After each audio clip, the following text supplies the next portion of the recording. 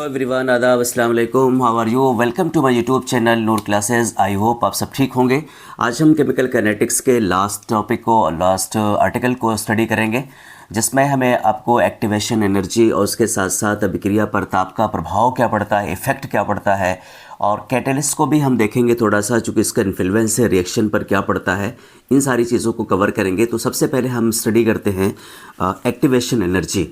Actually activation energy होती क्या है, उसी के बारे में हमें पढ़ना है, जिसको हम हिंदी में कहते हैं संक्रियण ऊर्जा। एक्टिवेशन एनर्जी को हम कहते हैं संक्रियण ऊर्जा। क्या मतलब इसका है?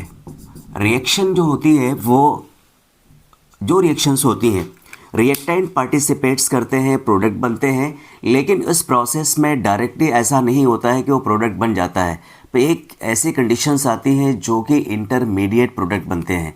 जैसे मान लीजिए सपोज दैट आपको हमें बनाना हो H2 प्लस I2 से हमें रिएक्शन कराना ही हो। ये आपके रिएक्टेंट है, ये आपके क्या है, रिएक्टेंट, जिसको हम अभिकारक कहते हैं। हिंदी में इसको हम अभिकारक कहते हैं। और ये अभिकारक क्या करते हैं, आपस में कोलिजन करते हैं, आपस में संघट्ट करते हैं, आपस में टक्कर करते हैं, और टक्कर के उपरांत ही प्रोडक्ट बनते हैं। तो जब ये आपस में टक्कर करते हैं और बनते क्या है, प्रोडक्ट आपका 2HI बनता है, हाइड्रोजन आयोडाइड बनता है, हाइड्रोजन आयोडाइड बनता है। इन द सेंस आप अगर हाइड्रोजन आयोडाइड को समझें तो ये तो आपका रिएक्टेंट हुआ, ये आपका हुआ प्रोडक्ट। इसको हम प्रोडक्ट या फिर उत्पाद भी कहते हैं, उत्पाद। ये अभिक्रिया प्रोसेस पूरी कैसी हुई होगी, इसी को हमें आज मेंशन करना है, इसी को हमें डिस्कस करना है।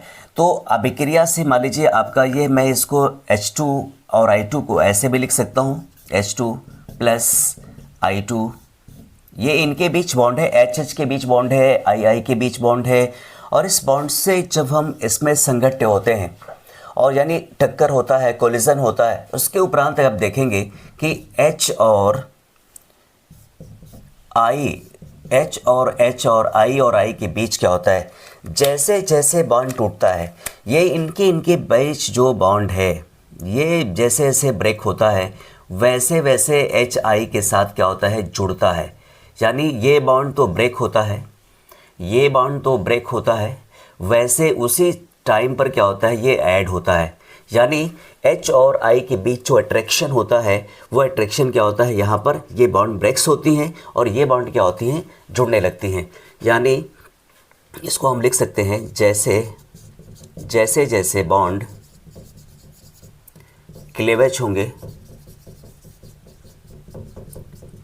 उसी रेशियो में हाइड्रोजन और आयोडीन के बीच बॉन्ड की फॉर्मेशन होगी,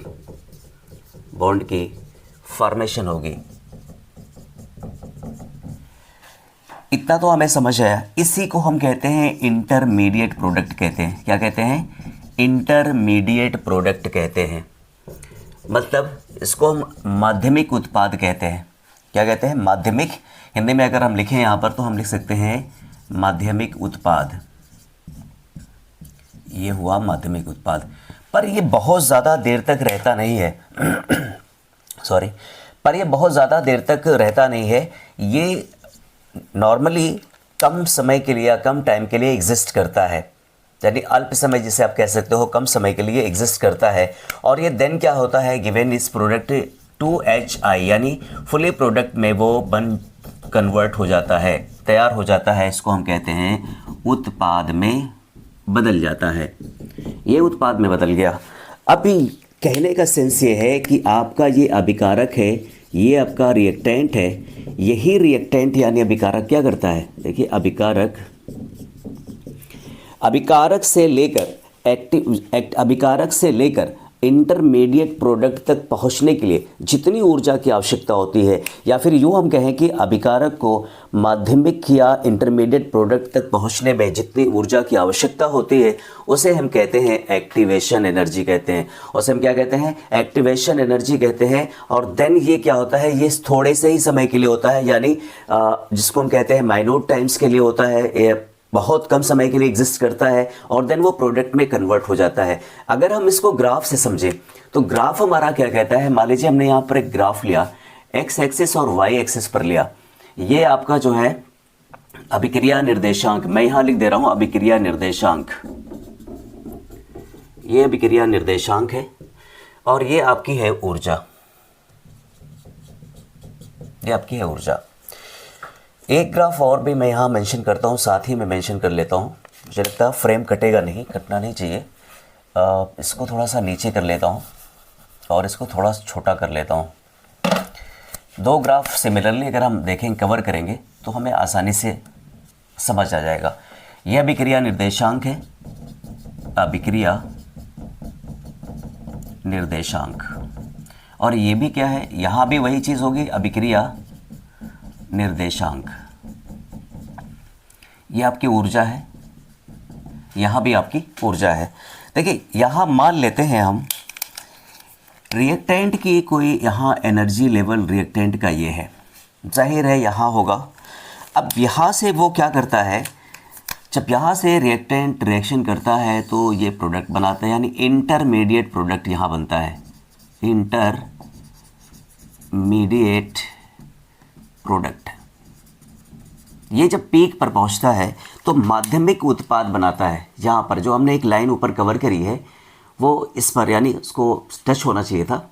बहरहाल आप देख लीजिएगा इसको कि ये यहाँ पर इंटरमीडिएट प्रोडक्ट बनता है, और इंटरमीडिएट प्रोडक्ट बनने पर जितने रिएक्टेंट से इंटरमीडिएट प्रोडक्ट बनने तक जो ऊर्जा खर्च होती है वो क्या होती है, एक्टिवेशन एनर्जी होती है।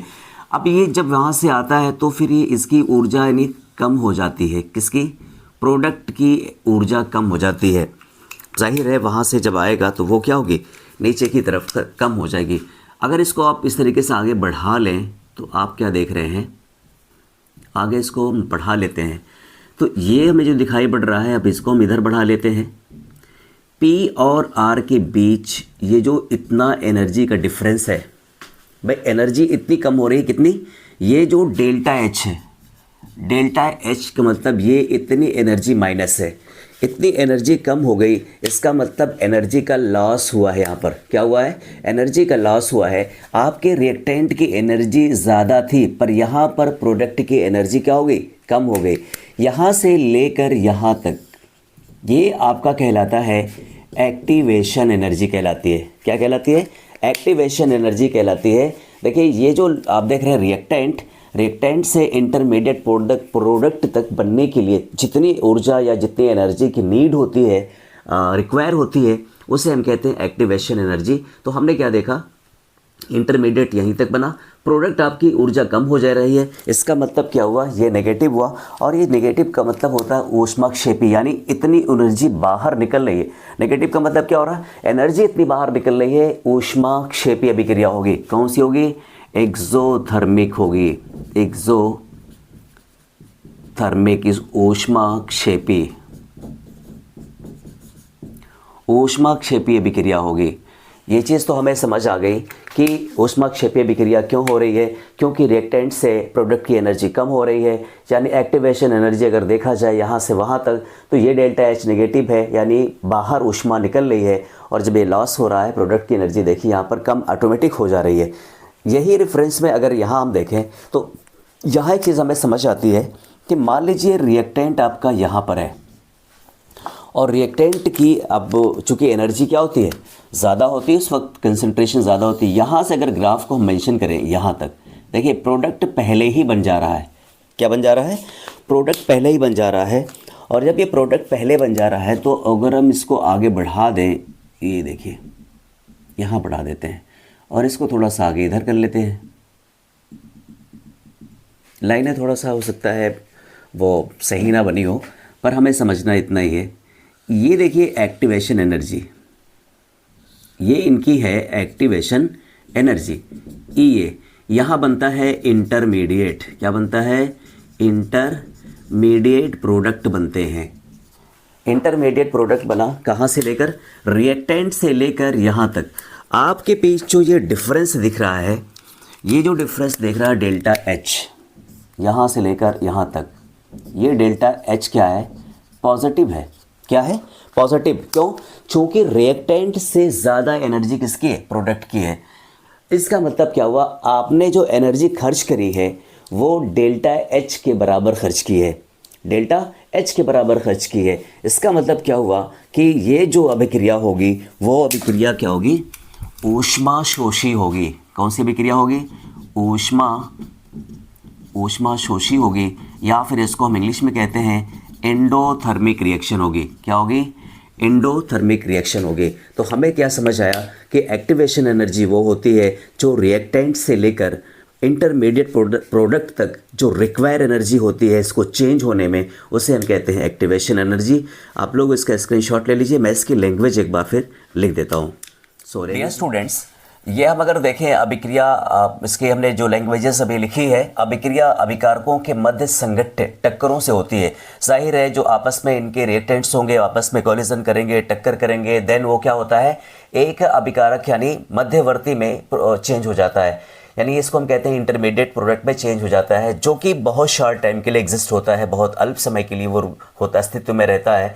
फिर उसके बाद कह रहा है कि मध्यवर्ती सक्रिय संकुल का निर्माण के लिए जितनी ऊर्जा की आवश्यकता होती है उसे हम सक्रिय ऊर्जा कहते हैं।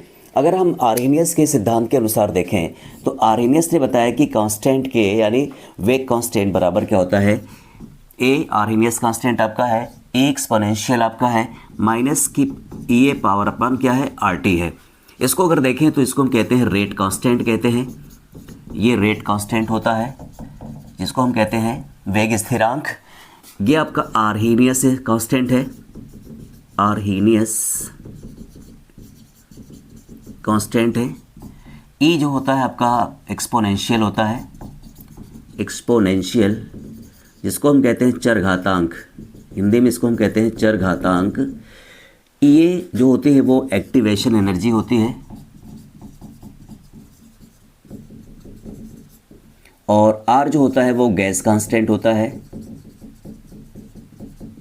टी जो होता है आपका टेम्परेचर होता है, टी जो होता है ये टेम्परेचर होता है। अब हम इसके बाद अगला अपना जो टॉपिक स्टडी करने हैं का हमें कवर करना है वो है कि अभिक्रिया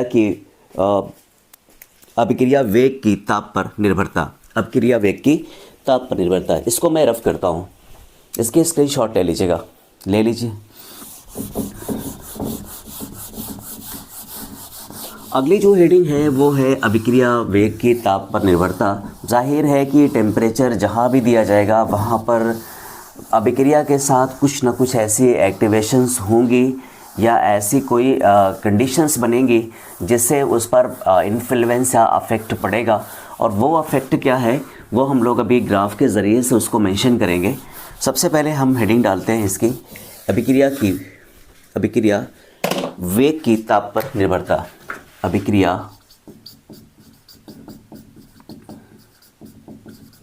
वेग की ताप पर निर्भरता। इसका मतलब ये हुआ कि जो आपका रेट है, उस अभिक्रिया की रेट है, उस पर क्या है, ताप कितना ज़्यादा डिपेंड करता है, ताप का क्या डिपेंडेंसी होती है। सपोज दैट मान लीजिए आपके पास क्या है, मैं ग्राफ के ज़रिए से वो स्टडी करना चाहता हूँ। तो सबसे पहले हम क्या करते हैं, मान लीजिए आपके पास 100 बॉल्स हैं या फिर कुछ भी आपके पास है, 100 या 100 आप ले लीजिए अणु आपके पास हैं, 100 अणु हैं, मॉलिक्यूल्स हैं, ये 100 मॉलिक्यूल्स हैं। कह रहा है कि उसकी कुछ एनर्जी जो है कुछ ऐसे है जिसको हम कहते हैं 60 या 70, आप मान लीजिए 70, मान लीजिए 70 ऐसे अणु हैं या 60 ऐसे अणु हैं जिनकी ऊर्जा क्या होती है, वो तकरीबन 40 होती है, तकरीबन 40 ऊर्जा होती है। ये आपकी ऊर्जा है, ये आपके अणु हैं। कुछ 10 ऐसे अणु हैं जिनकी 0 से 35 होती है ऊर्जा। 10 अणु ऐसे हैं जिनकी जो है 35 यानी 36 से 60 होती है, 36 से 60 ऊर्जा होती है। और कुछ ऐसे आपके पास अणु हैं 10 जिनकी ऊर्जा 60 से अधिक होती है,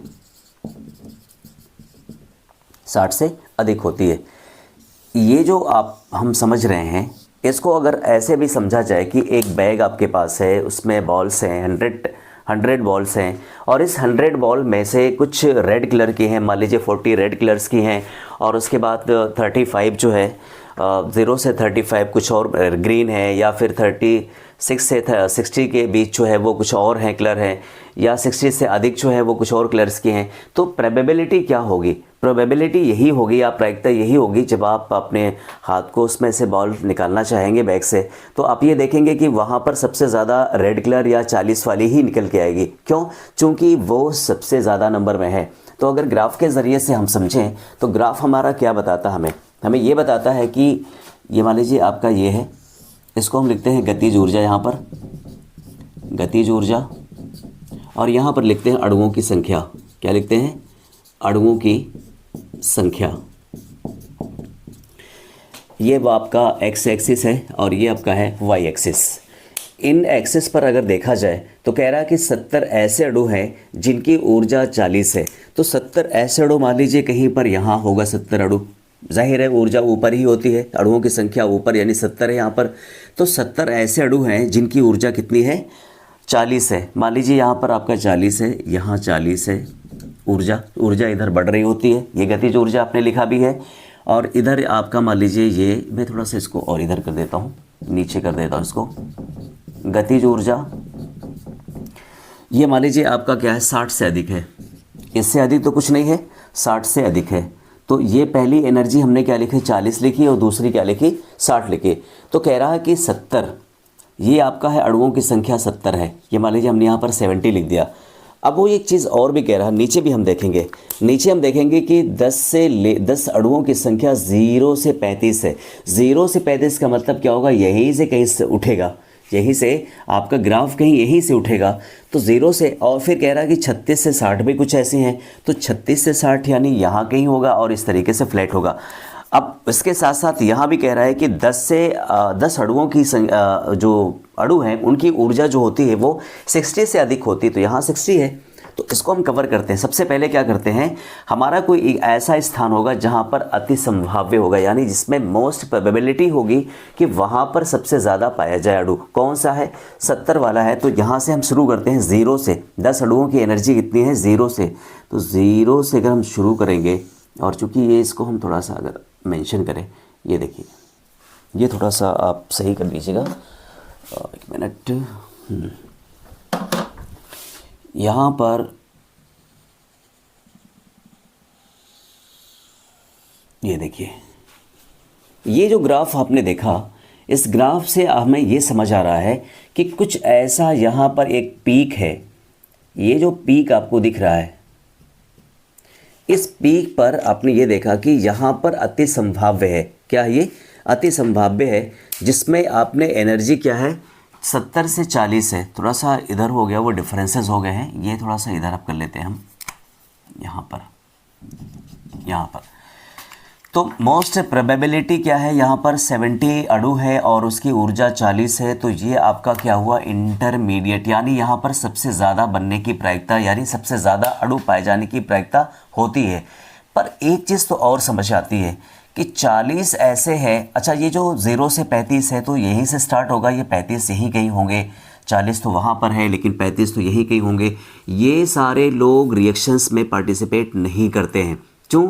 इसलिए कि इनकी जो दहली एनर्जी होती है, जो थ्रेशोल्ड एनर्जी होती है, वो थ्रेशोल्ड एनर्जी रिएक्शन को या रिएक्टेंट को प्रोडक्ट में बनाने के लिए वो कैपेबल नहीं होते हैं। इसलिए क्या होता है, वो रिएक्शन करते नहीं, सिर्फ पाए जाते हैं। आपने देखा होगा बहुत सारे रिएक्टेंट्स होते हैं, उस रिएक्टेंट्स में कुछ ही पार्टिसिपेट करते हैं। और इससे पहले हमने वन टॉप को देखा था, वन टॉप में देखा था कि कितने मोल ले रहे हैं, कितने मोल हमें मिल रहे हैं। वैसे यहाँ भी हो रहा है कि अगर हमने 70 लिया है, 70 की एनर्जी 40 है, पर है तो ज़्यादा लोग हैं इसमें, अणुओं की संख्या ज़्यादा है, पर वो रिएक्शंस यानी प्रोडक्ट में उतना कन्वर्जन नहीं हो पाता है। अब कह रहा है कि 10 अणु ऐसे भी हैं जो 36 से 60 हैं।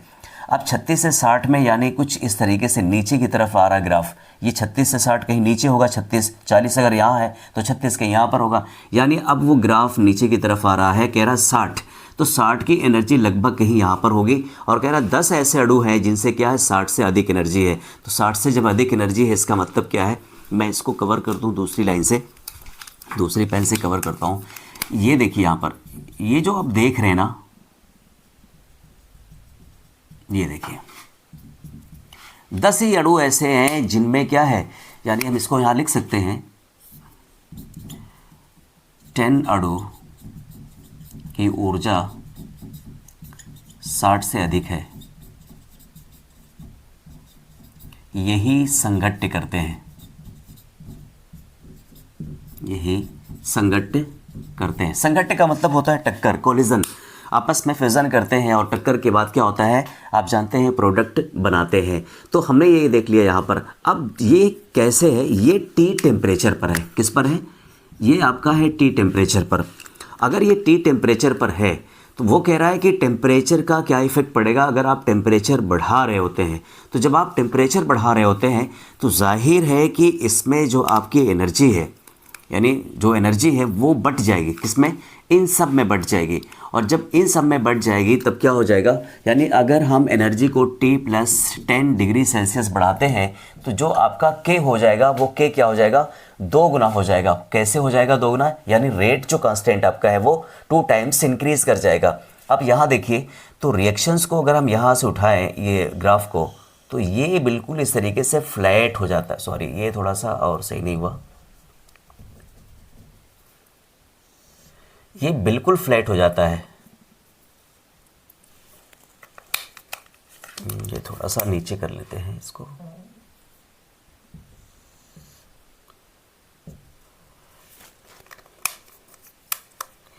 ये देखिए, ये मैं कवर कर दे रहा हूँ इसको भी।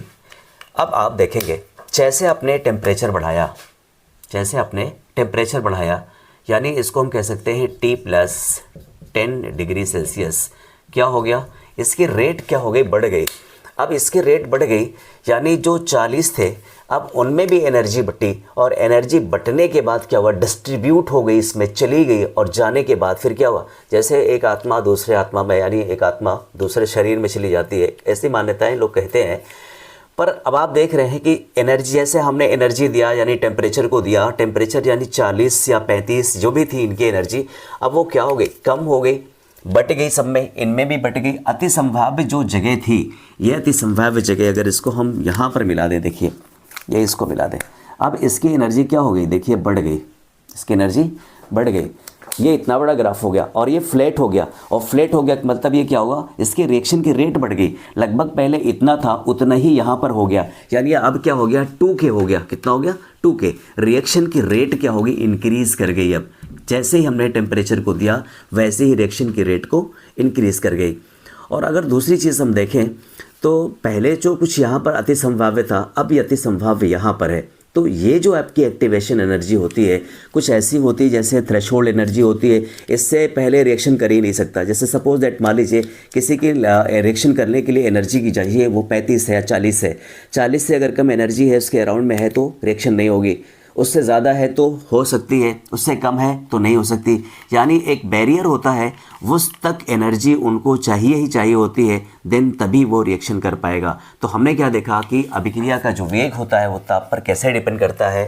पहले हमने ग्राफ देखा तो जहाँ पर मोस्टली प्रोबेबल होता है उस प्रोबेबिलिटी को देखा कि यहाँ पर ज़्यादा है, पर ये किसी काम के नहीं होते हैं, काम का थोड़ा सा ही होता है। जो आपका 10 मालिक्यूल है, 10 मालिक्यूल है जिसकी एनर्जी 36 से 60 तक है, वो यहाँ पर रिएक्शन में पार्टिसिपेट कर रहा है, संगठित कर रहा है। फिर हमने टेम्परेचर को 10+T डिग्री सेल्सियस को किया तो उसकी रेट क्या हो गई, 2 टाइम्स इंक्रीज़ कर गई। अब आप देखेंगे ये वाला और जस्ट इसके क्या हो गया, ये डबल हो गया। तो चूँकि एनर्जी क्या हुई, बट गई, सब में सबकी एनर्जी क्या हो गई, बट गई। यहाँ पर 10 ही मान लेते हैं, ठीक। तो हमने ये ग्राफ से समझा, आई होप आपको ये चीज़ समझ आ गई होगी। हम इसकी थोड़ी सी लैंग्वेजेस के बारे में, मैंने लैंग्वेजेस को लिख दिया है, आप इसकी स्क्रीनशॉट ले लीजिएगा। मैं एक बार आपको पढ़ के बता दे रहा हूँ। ताप बढ़ाने पर अभिक्रिया के वेग में वृद्धि होती है, यानी इंक्रीमेंट होता है, वो रेट बढ़ जाती है। ये पाया गया कि अभिक्रिया का वेग 2 गुना हो जाता है, अर्थात वेग स्थिरांक भी 2 गुना हो जाता है। चूँकि हमने यहाँ पर ये चीज़ भी हमने ग्राफ से समझा है। फिर कह रहा बोल्ट्जमैन और मैक्सवेल ने इसका यानी स्टैटिकल का प्रयोग किया, यूज़ किया, और फिर अणुओं और उसकी गतिज ऊर्जा के मध्य ग्राफ खींचा। कि आपके अणु है और उनकी गतिज ऊर्जा है, उनके बीच उन्होंने ग्राफ को ड्रा किया और कहा कि यदि ताप में वृद्धि की जाती है तो ग्राफ का जो शीर्ष होता है वो अधिक ऊर्जा के स्थान की ओर क्या होता है, विस्थापित होता है, यानी रिप्लेस होता है, जिसको हम कहते हैं ये फ्लैट हो जाता है बिल्कुल। यहाँ हम देखिए क्या रहे, पहले तो अति संभाव्य होती है, पर ये एक्टिवेशन एनर्जी यहाँ पर क्या है, इसको हम एक्टिवेशन एनर्जी भी कह सकते हैं, ई यही इसकी एक्टिवेशन एनर्जी है। और यही से चूंकि होता है, आपने देखा मध्यवर्ती बनेगा, मध्यवर्ती से भी प्रोडक्ट बनते हैं, तो एक्टिवेशन एनर्जी यही है और यही से वो क्या होते हैं, फ्लैट होते हैं, प्रोडक्ट में सारे के सारे कन्वर्ट हो जाते हैं। जिनकी ऊर्जा 60 या 60 से अधिक होती है वही होते हैं, इसलिए कि चूँकि आपने देखा कि जो 60 वाले हैं, 35 से 60, 36 से 60 वाले हैं, वही क्या हो रहे हैं, फ्लैट हो रहे हैं। तो कुछ ही अणु क्या कर रहे हैं, पार्टिसिपेट कर रहे हैं, संघट्ट कर रहे हैं, कोलिजन कर रहे हैं। और ताप जैसे T था पहले तो इतना था, आपने देखा इतना था, K था, और जैसे ही इसमें क्या हुआ T+10 डिग्री सेल्सियस को हमने इंक्रीज़ किया टेम्परेचर को, वो 2K हो गया, यानी वेग स्थिरांक क्या हो गया, दुगना हो गया। तो इसके आप स्क्रीनशॉट ले लीजिए लैंग्वेजेस की, अगर आप नोट्स बनाना चाहते हैं तो नोट्स भी बना सकते हैं। देन हम अब इसके थोड़ा सा न्यूमेरिकल पोर्शन पर चलते हैं, डेरिवेशन पोर्शन पर चलते हैं। सो ले लीजिए स्क्रीनशॉट। डियर स्टूडेंट्स, आर्हेनियस के सिद्धांतानुसार अगर हम देखें तो के इक्वल टू वेग स्थिरांक इक्वल टू उन्होंने निकाला था कि Arrhenius is exponential E minus power minus EA upon RT।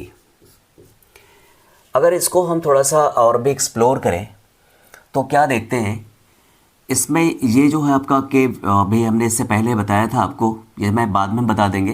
बहरहाल इसको हम देख लेते हैं पहले। दोनों तरफ मान लीजिए हमने क्या लिया, लिखते हैं दोनों साइड या दोनों तरफ प्राकृतिक लॉग लेते हैं।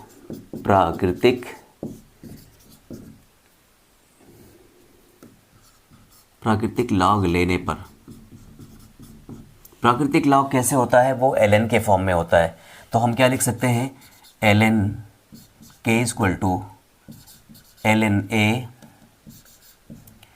E, यहाँ मल्टीप्लिकेशन है तो इसको हम लिख सकते हैं ln E की पावर माइनस EA अपान RT। एक चीज़ तो हमें यहाँ समझ आ रही है, और समझ ये आ रही है कि यहाँ पर ये मल्टीप्लिकेशन फॉर्म में है, तो हम ये जानते हैं कि ln x into ln y equal to होता है आपका ln x plus ln y। ये हमने लॉग में क्लास 9 वगैरह में पढ़ा होगा, log x into y equal to क्या होगा, log x plus log y होता है, जो मल्टीप्लिकेशन में होता है उससे हम जोड़ भी सकते हैं। और इसके बाद अगर अगला हम पोर्शन देखें, यानी इसको और भी थोड़ा सा एक्सप्लोर करें, ln k इक्वल टू क्या हो जाएगा। आप इसको एक चीज़ देखिए, अगर ये a है, ये प्लस में मान लीजिए, ज़ाहिर ये प्लस हो जाएगा, तो हम इसे एक लाइन और बढ़ा दे रहे हैं, ln a plus ln e की पावर माइनस EA अपान RT, ये हमने लिख दिया। अब ये देखिए एक चीज़ और, अब ln x की पावर y के फॉर्म में अगर देखें इसको, तो ये क्या हो जाता है, y ln x हो जाता है। पावर जो होती है वो पहले आ जाती है। इसको हम फिर एक लाइन अगर हम बढ़ाएं तो क्या हो जाएगा, ln k इक्वल टू होगा ln a। अब ये हो जाएगा माइनस क्या हो जाएगा, EA अपान RT, और ये हो जाएगा ln E। ठीक,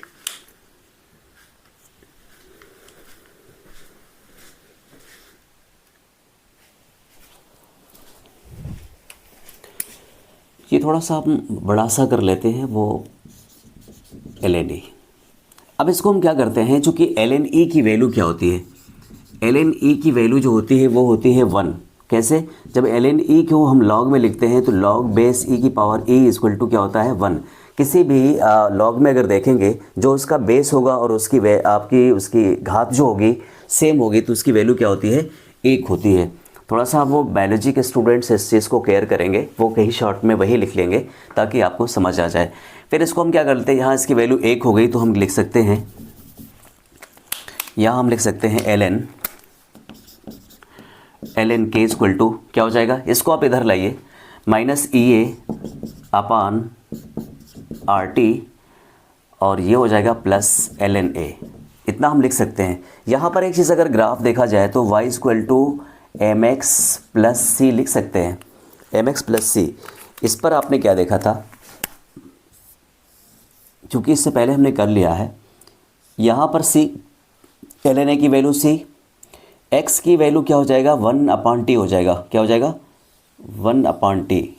ये बटे पे है, ये इसको हम बटे भी कह सकते हैं, ये डिवीज़न फॉर्म में है, हमने इसे सीधा लिख दिया ताकि यहाँ जगह नहीं थी।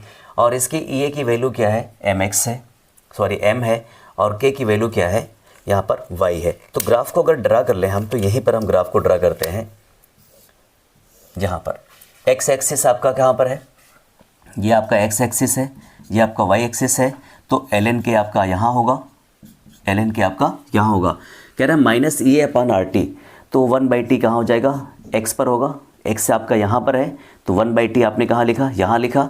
ई एक्स m की वैल्यू क्या है माइनस ई ए, तो इसका मतलब क्या है माइनस जहाँ पर होता है ग्राफ क्या होता है माइनस m की वैल्यू अगर माइनस ई ए है, m equal to minus E ए, तो इसकी वैल्यू इसका मतलब क्या हुआ नेगेटिव है। नेगेटिव क्या होता है, स्लोप क्या होता है, इस तरीके से नीचे की तरफ आता है। तो हमने क्या देखा, इस स्लोप को भी इस तरीके से स्टडी कर लेते हैं। अब हम लोग करते हैं इसमें कि अगर मान लीजिए टेम्परेचर हमने क्या रखा है, हम यहाँ इसको कवर कर ले रहे हैं, टेम्परेचर T1 है, तो K1 इसका स्थिरांक K1 हो जाएगा, ठीक। तो अगर T1 टेम्परेचर है और इसका स्थिरांक क्या हो जाएगा K हो जाएगा, तो हम इस फार्मूले में अगर रखें तो इस फार्मूले में क्या हो जाएगा, यही डायरेक्टली हम लिख लेते हैं यहाँ से ln K1 इक्वल टू क्या है ln A minus E A upon RT1, क्या हो जाएगा T1 यानी टेम्परेचर आपने क्या रखा है 1 रखा है, ठीक। ये हो गया, ये इक्वेशन नंबर 1 हो गया। दूसरा अगर T2 बराबर हमने क्या लिया K2 हो जाएगा, T बराबर 2 लेते हैं तो टेम्परेचर यानी इसका वेग स्थिरांक K2 हो जाएगा। तो ln K2 equal to ln A minus E A upon RT2 हो जाएगा। ये इक्वेशन नंबर 2 कह रहा है। इक्वेशन नंबर 2 में से इक्वेशन नंबर 1 को घटाते हैं, चलो घटा दीजिए, घटा देते हैं, घटा दिया, क्या बनेगा, चलिए घटाइए इसको 2 में से। अब ये जो आपका लेफ्ट हैंड साइड में है वो लेफ्ट हैंड साइड को हम इधर रखते हैं, दोनों को आपस में घटा देते हैं, उसको आपस में घटा देते हैं, तो क्या हो जाएगा ये ln K2 minus ln K1, इसको हम यहाँ लिख देते हैं। पहले हम क्या लिखते हैं K2 वाले फार्मूले को लिखते हैं इक्वल टू क्या हो जाएगा ln A minus E A upon RT2, और ये माइनस हम करेंगे, माइनस को घटाएंगे, क्या हो जाएगा, यहाँ पर इसको हम पहले लिख लेते हैं ई ए अपान RT1 प्लस, ये इसको भी ऐसे ही करते हैं, प्लस में है ये ln A। चलिए एक और हमने इक्वेशन थोड़ा सा बढ़ा दिया हमने, इसको आप समझिएगा ln K2 minus ln K1 equal to, अब आप इसको इधर ही ले आइए, इधर हम लाएंगे तो ये हो जाएगा minus E A upon RT2 plus ln A, ये हो जाएगा माइनस माइनस का हो जाएगा प्लस हो जाएगा ई ए अपान RT1, और ये हो जाएगा माइनस ln A। एक और मैं इक्वेशन और लिख रहा हूँ, तो यहाँ हो जाएगा ln K2 minus ln K1 equal to, इसको इधर ले आइए ln A minus E A upon RT, ये प्लस में है तो इसको प्लस से हम इसको माइनस को घटाते हैं, तो ये हो जाएगा RT1 minus E A upon RT2 minus ln A, minus ln A plus ln A cut गया, और आपके पास क्या बचा, आपके पास बचा ln K2 minus ln K1 equal to, ये आप कॉमन ले लीजिए, ई ए अपान R को आप कॉमन ले लीजिए, 1/T1 माइनस 1/T2, ये आपका फार्मूला निकल के आया। अब एक चीज़ और देखते हैं, हम ln K को भी जगह लगा देते हैं। ln K को हम क्या लिख सकते हैं, चूँकि अभी हम लॉग के बारे में देखा था, ln x minus ln y को देखा था आपने, ln x अपान y ये हमने देखा था।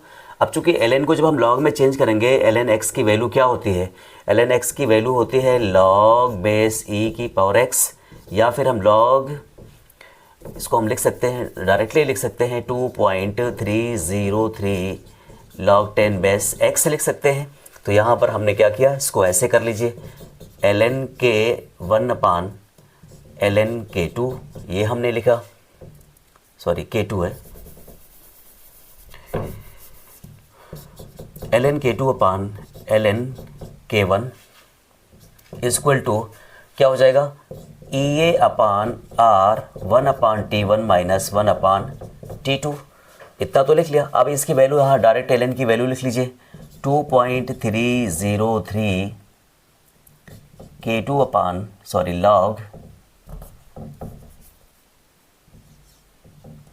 log 10 base 10 k2/k1 equal to EA/R 1/T1 minus 1/T2। अगर मुझे लगता है फ्रेम कट रहा हो तो मैं थोड़ा सा और यहाँ मेंशन करना चाहता हूँ, ये इसको यहाँ मेंशन करना चाह रहा हूँ। आप थोड़ा सा ध्यान दीजिएगा इसको, अगर आप नोट्स बना रहे होंगे तो आप अपनी कॉपी पे सही से बनाइएगा। अब इसको हम क्या कर सकते हैं, log 10 base 10 k2/k1 equal to, हम 2.303 को वहाँ ले जाते हैं मल्टीप्लिकेशन मल्टीप्लिकेशन में यहाँ पर है, हम डिवीज़न में वहाँ ले जाते हैं r इंटू क्या हो जाएगा 2.303, अब ये हुआ आपका 1/T1 माइनस 1/T2। फाइनली जो आपको ये रिज़ल्ट मिला वो कुछ इस तरीके से रिज़ल्ट मिला। ये आपका इक्वेशंस है। हमने क्या देखा, इसके हमने एक्सप्लोर किया इसको थोड़ा सा, और एक्सप्लोर करने के बाद हमें क्या निकला कि यहाँ पर k1 रहेगा, एक्सप्लोर करने के बाद हमें ये सारे फार्मूले प्राप्त हुए, यानी मिले हमें। इस चीज़ को ड्राइव कर लीजिए, स्क्रीनशॉट ले लीजिए, सही से इसको जो है एक बार दो बार प्रैक्टिस करेंगे आप तो आपको आ जाएगा सही से। बहरहाल आर जो होता है वो गैस कांस्टेंट, मैंने कहा था आपको हम बता देंगे इसमें क्या क्या होता है। तो k इक्वल टू, यहाँ हम फार्मूला लिखते हैं k equal to a exponential e minus EA/RT। तो k जो होता है वो रेट कांस्टेंट होता है, रेट कांस्टेंट, और आपका a जो होता है आर्हीनियस स्थिरांक होता है, आर्हीनियस कांस्टेंट होता है, और e जो होता है वो एक्सपोनेंशियल होता है, एक्सपोनेंशियल मीन्स चरघातांक होता है, और EA जो होता है वो एक्टिवेशन एनर्जी होती है, वो जो हम पढ़े हैं अभी, एक्टिवेशन एनर्जी। R जो होता है वो गैस कांस्टेंट होता है, T जो होता है वो टेम्परेचर होता है। तो इन सब के बारे में हमने क्या किया, अच्छी तरीके से जान लिया और समझ लिया। एक आर्टिकल और बच रहा है जो आपका है एक्टिवेशन एनर्जी के साथ साथ वो आपकी कैटेलिटिक प्रॉपर्टी होती है, जो रिएक्शंस पर रिएक्शन की रेट को क्या करती है, या तो मॉडरेट कर देती है या तो प्रोसीड कर देती है, वो हमें डिस्कस करना है। इसके स्क्रीनशॉट ले लीजिए, मैं रफ करता हूँ। कैटेलिस्ट या फिर हम कह सकते हैं उसको उत्प्रेरक, उत्प्रेरक की अभिक्रिया पर प्रभाव, इस पर इसका जो इफेक्ट है वो कह रहा है कि उत्प्रेरक, यानी इसको हम कह सकते हैं कैटेलिस्ट।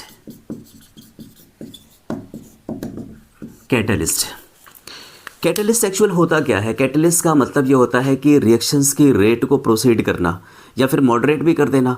साथ साथ वो एक चीज़ और भी कह रहा है कि ये खुद पार्टिसिपेट नहीं करता है, और अगर पार्टिसिपेट नहीं करता है तो फिर करता क्या है, सिर्फ और सिर्फ रिएक्शंस की रेट को प्रोसीड करता है या फिर मॉडरेट कर देता है।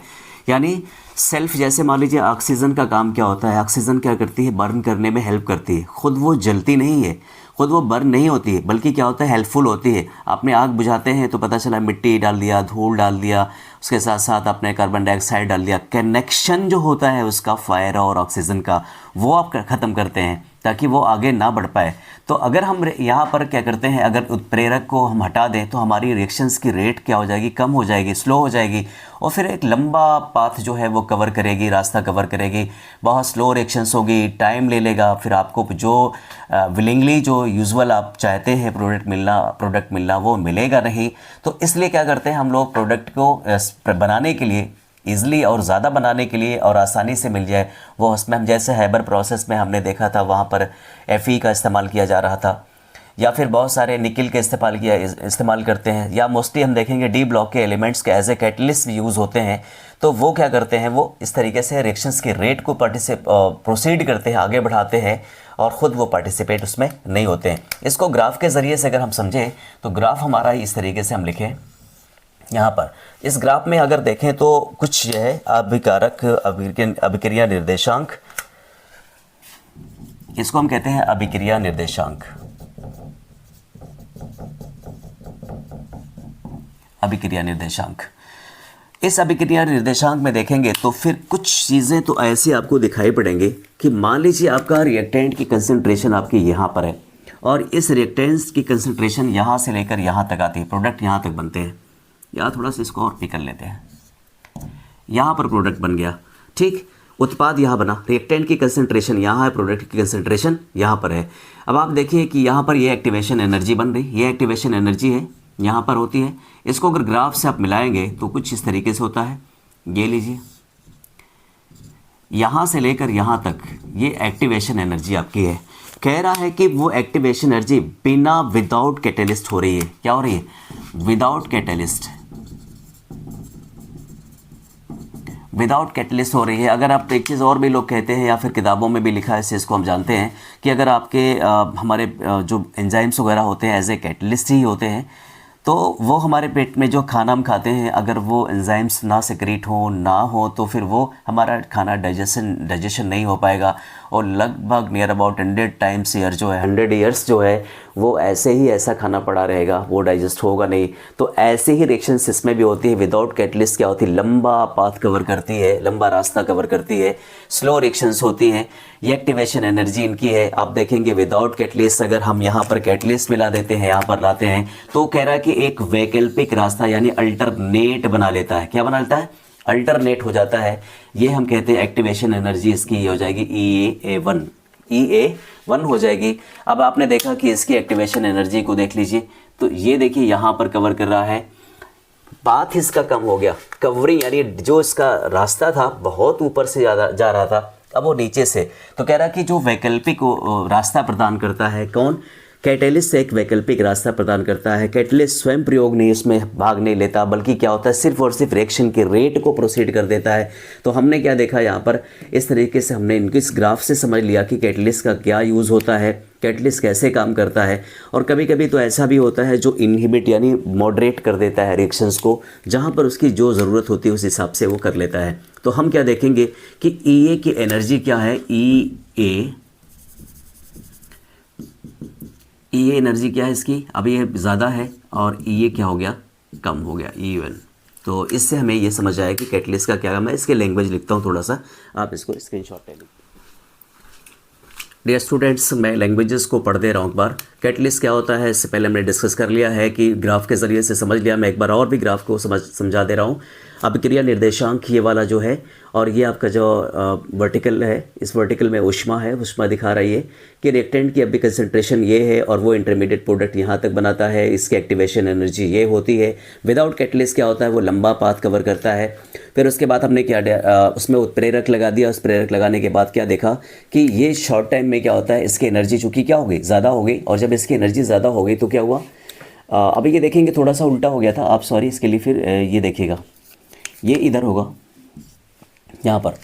तो हम क्या देख रहे हैं यहाँ पर कि ये एक्टिवेशन एनर्जी उत्प्रेरक की उपस्थिति में हो रहा है, तो इसका पाथ आप देखिए छोटा जा हो जा रहा है। अल्टरनेट ऑप्शन यानी अल्टरनेट पाथ प्रोवाइड करा रहा है।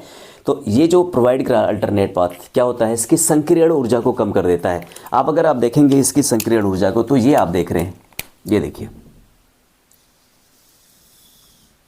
ये देखिए, ये आपका है EA1 का है, ये संक्रियण ऊर्जा इसकी है, ठीक। और ये संक्रियण ऊर्जा क्या हो रही? कम हो रही है। और जितनी कम हो जाएगी उतनी ज़्यादा क्या होगी? उतनी जल्दी प्रोडक्ट में कन्वर्ट हो जाएगा, ठीक। तो हमने क्या लिखा? उत्प्रेरक को भी समझा, उत्प्रेरक को, उसके साथ साथ हमने अभिक्रिया के वेग पर ताप का प्रभाव भी देखा, संक्रियण ऊर्जा, एक्टिवेशन एनर्जी को भी हमने डिस्कस किया। आज ये टॉपिक हम यहाँ पर इसको क्लोज कर रहे हैं। हम कल से ऑर्गेनिक शुरू कर रहे हैं, जिसमें नेमिंग जो रिएक्शंस है, जितनी भी नेम रिएक्शंस हैं, उन नेम रिएक्शंस को कवर करेंगे। और आप थोड़ा सा, चूँकि मेरी टेक्निकल एरर थी इसमें, इसलिए मैं वीडियोस को शूट नहीं कर पा रहा था। अब वो सही हो गया है, मे बी पूरी तरीके से तो नहीं कह सकता, पर यह है कि है सही है।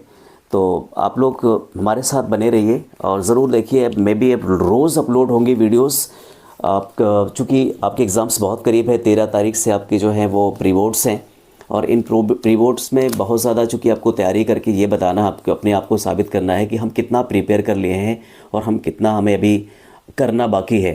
तो इसलिए जो है वो हमारे साथ बने रहिए। हम नेम रिएक्शंस कराएंगे अगले टर्म्स पे, यानी कल से। उसके साथ साथ फिर जो है आप जो आपके हिसाब से आप पढ़ते हैं वो पढ़ते रहिए, अपना शेड्यूल बनाइए, अपने शेड्यूल के हिसाब से पढ़िए, टाइम किल ना करिए। टाइम किल करेंगे तो ये वापस वक्त नहीं आएगा जो वक्त आज चला जाएगा। बहरहाल अपना पेशेंस बनाए रखिए, अपने हेल्थ को देखिए, साथ साथ अपने जो है खान पान को भी बेहतर करिए, ताकि जो आप स्वस्थ रहें। स्वस्थ रहेंगे तो पढ़ेंगे सही से। एक साइकोलॉजिकल वो है, पॉइंट ऑफ व्यू से कहते हैं कि अगर आपका शरीर सही है तो फिर आपका मानसिक भी या जिसको हम कहते हैं दिमागी हालत भी आपकी सही रहेगी। तो आज के लिए बस इतना ही। नूर क्लासेस के साथ बने रहने के लिए आपका शुक्रिया। Thanks for watching Noor classes.